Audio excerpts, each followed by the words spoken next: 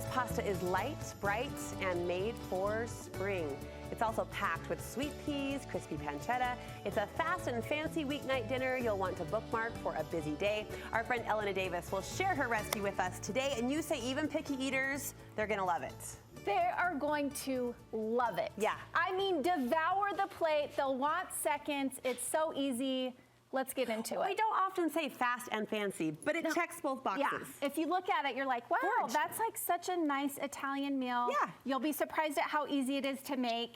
And we're gonna start with, so I have our pancetta that's crisping up here. Elena is being very gracious with our temperamental stove. Yes. The bacon is cooked, we'll say that.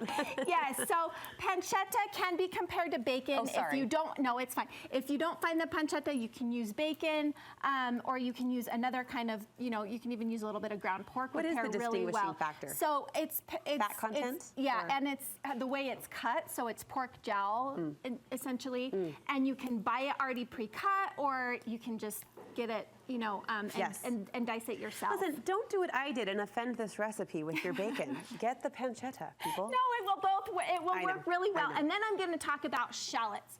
So shallots, just smell shallots. A lot of people actually aren't familiar with shallots. They're kind of a cross between a red onion, a garlic, and a sweet onion, is what I like to say. Okay. And we're going to use those today. Again, if you want a quick sub, you could totally just use regular onion, but I think the shallot just adds just a really, really nice, yummy flavor that's not too pungent, but it does the job of getting that aromatic flavor in there. I was going to say, this is about the time, if any of our colleagues in the KSL sports department happen to be awake right now, just kidding, they'll come running down the hall.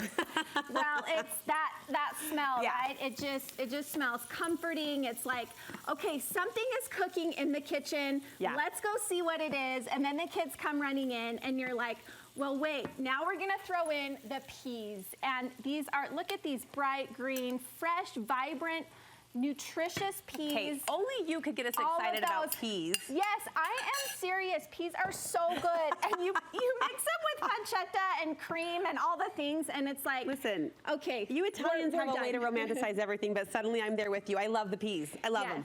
So the peas are doing so good. Cute. And the flavors in there are just gonna meld a little bit. I'm gonna turn up the heat. Do they get mushy? No. No, because we cook them. Now, you can cook them right from frozen into here. You can do fresh peas. I don't prefer canned. If that's all you have, then you can still use that. What I did was I just put them in the frozen peas fridge overnight. So they kind of like thaw, but they don't release too much liquid. And then you get that beautiful color, and you're just warming them up. Peas don't need a lot of cooking time. That was the 60s, where you let the peas boil for like hours on the stove and no one ate them, Just hit them with quick heat. So let's just do a little quick heat, a lot of flavor, and then we're gonna make our sauce. So we're adding cream and some freshly grated Parmigiano cheese. And those are two additions you don't have to sell us on. We're in. We're good with the cheese and the cream, right? I mean, hello. But this is gonna make your sauce. You guys, literally that's it. All in the same pan? All in the same pan, except for we've made our pasta. I'm gonna pour that in just a second. And by the time that you've made this, your pasta's already cooked, or it's cooking, you toss it, you drain it, and then we're gonna pour it in here. This is our hot pasta, and you reach ready for to the go. big ones. I don't know what they're called. Okay, these are called orecchiette. You wanted her to say it anyway. Okay. What does that mean, Brooke? What does that mean, Elena? Okay, well, look at these. They're shaped like little ears. Okay. Orecchia means ear, right? So elephant ears is what. So orecchiette. Anyway, you learned a new Italian word. So we're eating the elephant one bite at a time. So literally. Yes. And we're just gonna dump that right in there.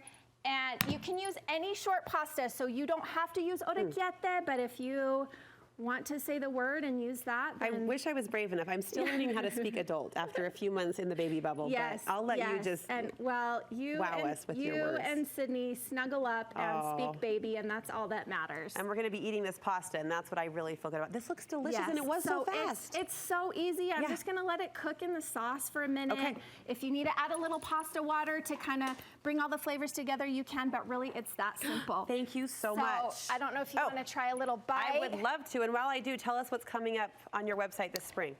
So lots of yummy recipes on cucinabyelena.com. You know where to find me. Reach out on social. You know I'm on Instagram every single day.